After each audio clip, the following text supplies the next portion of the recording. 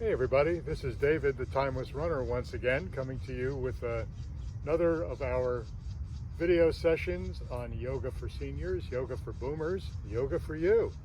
And it's intended for those people who are beginning, just starting out with a healthy curiosity about what yoga can do for them in their lives. And I'm going to spend today talking about different types of yoga and the variations that are all going to get you to the same end. So people often ask, what's the difference between stand-up yoga and yoga that you do on the floor, or yoga that you do in between? The answer is, in my mind, personal preference. It's all what works for you. For example, I stay away from the floor quite a lot because I have an inability to do some of the poses that I find on the floor. Stand-up is easier. I can generally do stand-up yoga anywhere, and I don't require any equipment for that. But I'm going to go through a couple of different types of exercises to show you the variations between how it's done standing up, how it's done on the floor, and let you make up your mind as to what you want to try and what works best for you. So the first thing that you're going to find with yoga is that there's 1,000 different ways to start it, and there are universally a series of things that you do to relax your body and your mind. If you're standing up, you can do that simply by relaxing your shoulders, dropping your arms to your side, and taking a few deep breaths in through your nose and exhale. When you take those breaths in, try and hold it for a count of 2 or 3 before you exhale.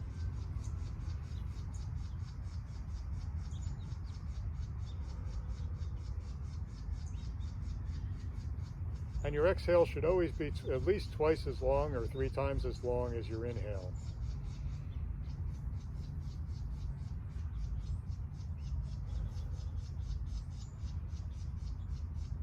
Now, some of the variations you'll see on this is that they will start off with breathing in as you raise your arms up,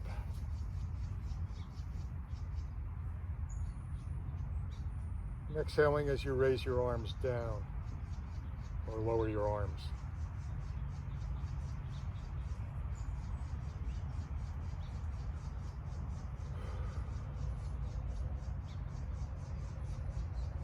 There's also a variation that will have you bring your hands together at your chest, then lower your neck to your chest bones or sternum, and breathe from this point.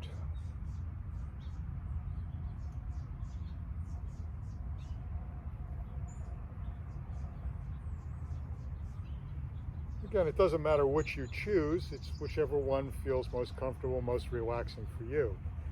On the ground, they start in a child's pose,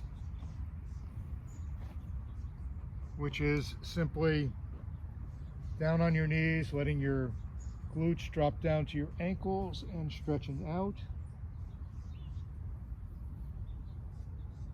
And again, doing that breathing.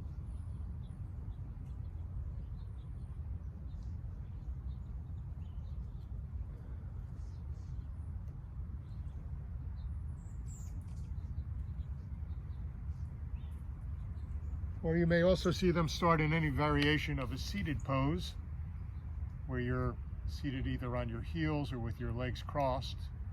The legs crossed variation is one of those that I cannot do, so I don't. But I can at times start from this position and then move into a child's pose. One of the things that I need to focus on is my hips. They are perpetually sore or tight. So I typically include a routine on hip mobility in my daily yoga sessions, whether it be stand up or on the ground. So on the ground, I usually will start off in what's called a tabletop position, and I will start to do slow hip circles, just rotating from the hips around, going in one direction first,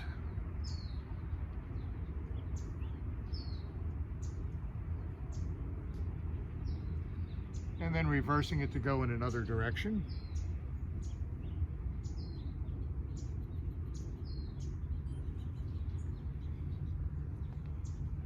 And I will usually do 7 to 10 of these in each direction. If you're on hard ground, and I'm kind of on somewhat hard ground, there's a variation that you can do the same type of hip rotation by laying on your back, grabbing your knees, and simply stirring them around like you're stirring a big pot. In fact, my grandchildren call this the witch stirring the big cauldron. This one works the lower back as well as the hips.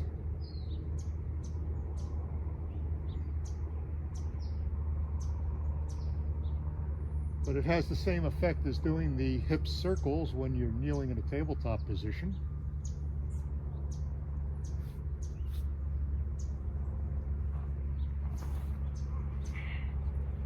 And from the stand-up position, those hip circles are done with your feet shoulder length apart and rotating from the hips, again, first in one direction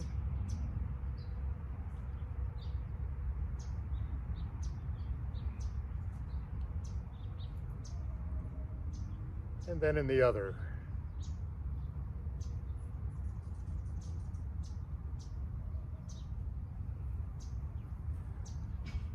We want to keep our hips limber because they are so critical to our balance.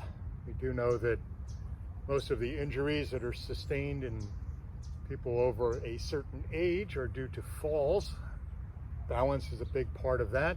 Hips are a big part of balance, as is core. Now, I mentioned that there are in between the ground and the stand-up yoga positions, and I'll show you one of those, and it has to do with downward facing dog is where you're starting. So you're kind of standing, but you're also down on the ground. Downward facing dog has you stretching out the back of your legs, typically working on the calves. But a variation you can do for your hips is to raise your leg up and do a hip circle. Now, if you're able to do both of them at the same time, hooray for you. I can't. I don't think anyone would be able to, but you do a hip circle on one side first, and then on the other, and then reverse the directions as you do that. You can also do that from the tabletop position if you're not comfortable doing it from downward facing dog. You can again go to tabletop, do about 5 hip circles on each side. Again, working on the range of motion in your hips.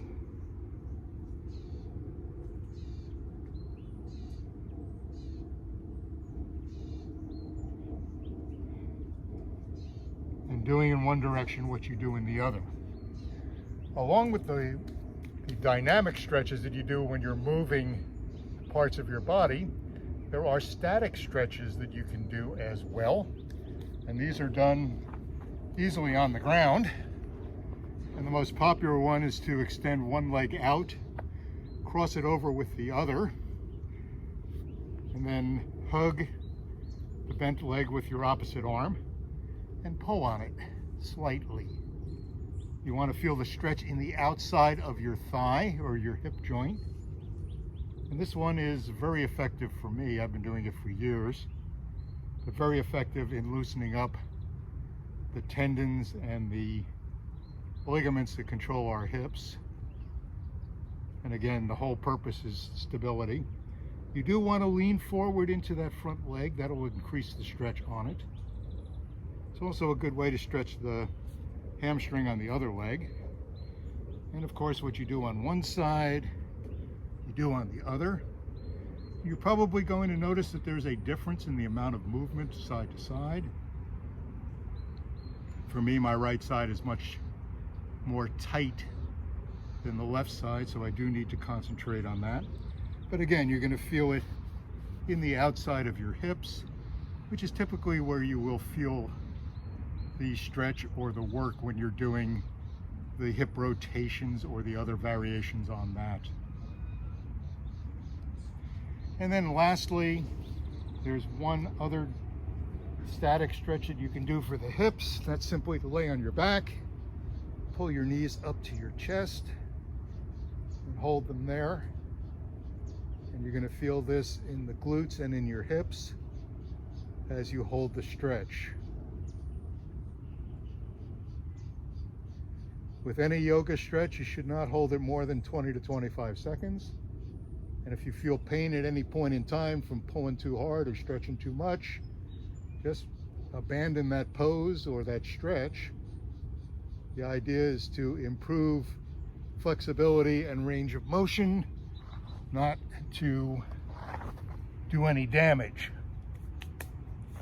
So I hope that gives you a good idea of the variations that you can use, all targeting the same area. In my case, we're doing the hips today.